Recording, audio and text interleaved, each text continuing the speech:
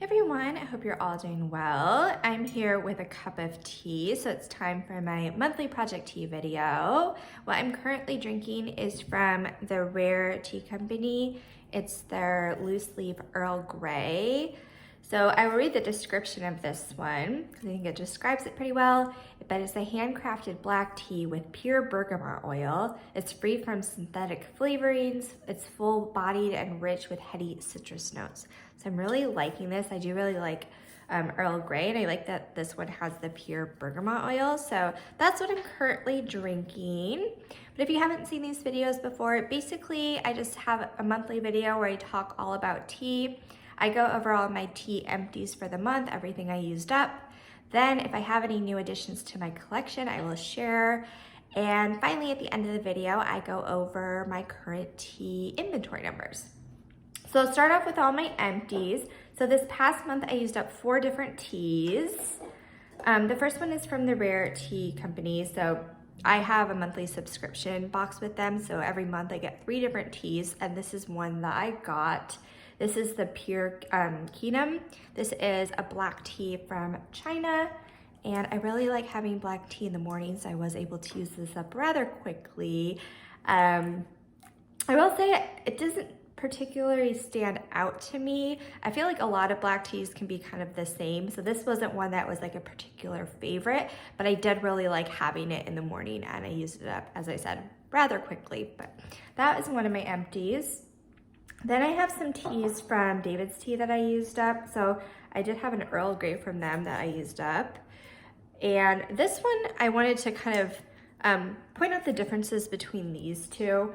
So the ingredients for the David's Tea Earl Grey is black tea, cornflower petals with natural flavoring. So it doesn't have the pure bergamot oil, it has a flavoring instead. And I feel like most Earl Greys that I've drank before this one were sort of bergamot flavoring. So I did like this one, but now I'm kind of leaning towards the Rare Tea Company. I really want to seek out Earl Grey teas that have the bergamot oil. But I did like this one, and if you can see, I have repurchased this one multiple times. It was like a staple in my collection, but now I think I would be more likely to buy the one from Rare Tea Company when I run out of it. But I used up that. Another one from David's Tea I used up. This one I did really like. This is the Nepal Black. So this one is just black tea from Nepal. A lot of times the David's Tea have a lot of like sweeteners and flavorings in the teas, but there is a selection that you can find from them that is just the tea leaf itself, and that's sort of more what I'm looking for in teas like nowadays. But I did really like this one. It was very unique. It's kind of hard to describe the flavor profile, but it was kind of like a little smoky almost, and I did really, really like this. I feel like so many times with black teas, like aside from an Earl Grey, it's always sort of like a breakfast blend. It's just a mix of different types of teas, and they're all pretty indistinguishable from the next. But this one had a very unique profile, and it's just like a single tea leaf.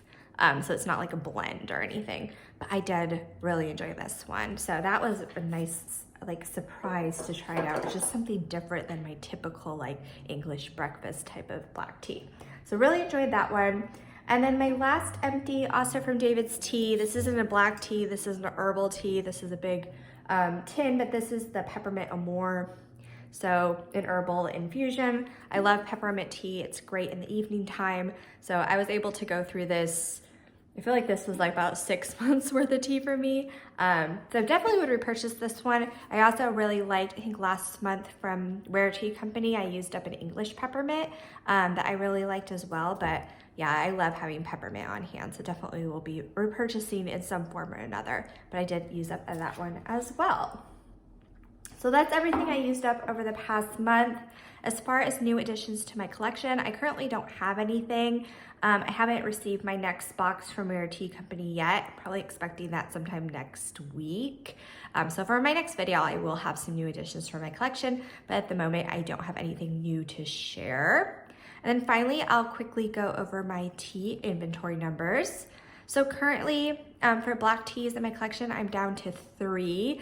So I used up 3 over the past month. So I'm really getting down with my black tea numbers.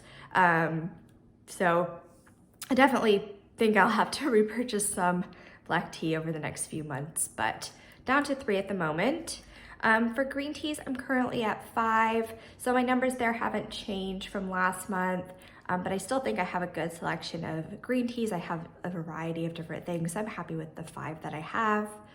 For white teas, I'm at 2. I think that's a perfect amount of white teas to have.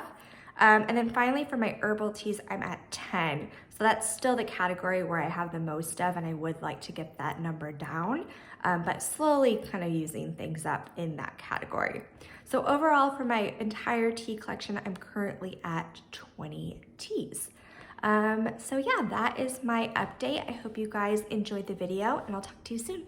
Bye.